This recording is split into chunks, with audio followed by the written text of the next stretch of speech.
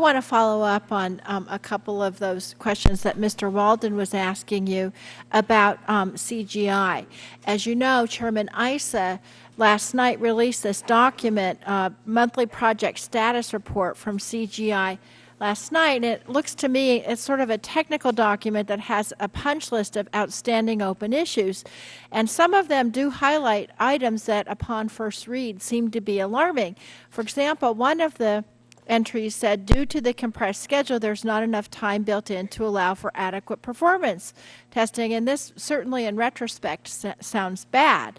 But the date of the document that Chairman Issa released is September 6th.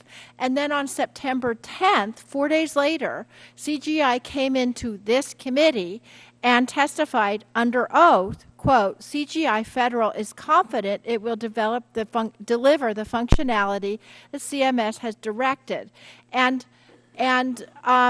we're trying to figure out, or at least I'm trying to figure out, how CGI is now coming in and saying, you know, we warned everybody that this wasn't going to be ready, when they came in and directly told me that they would be ready to launch on October 1st. So it kind of raises a question, how these statements can be reconciled. One explanation is that CGI was lying to this committee.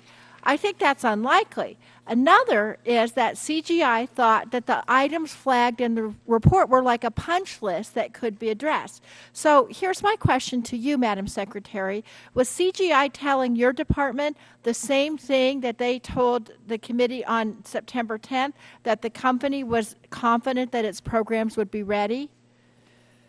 Congresswoman, all of the contractors testified here in September and again, I think last week before this committee, and the testimony was fairly similar, that they were ready to go in September.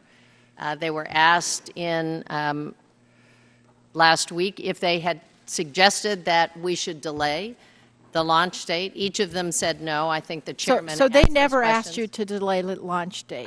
They did not. And frankly, I think it is not valuable at this point. Right. To do a lot of pointing blame, fixing the blame. What I want to do is fix the problem. And so do I. I think we need the whole team to move ahead, and we will report back regularly. Right, but we're relying on these contractors to fix this. And so that goes to my last question, which is Mr. Zients has now come in, and he says the site is going to be functional for the vast majority of users by the end of November. Is that right? That's correct.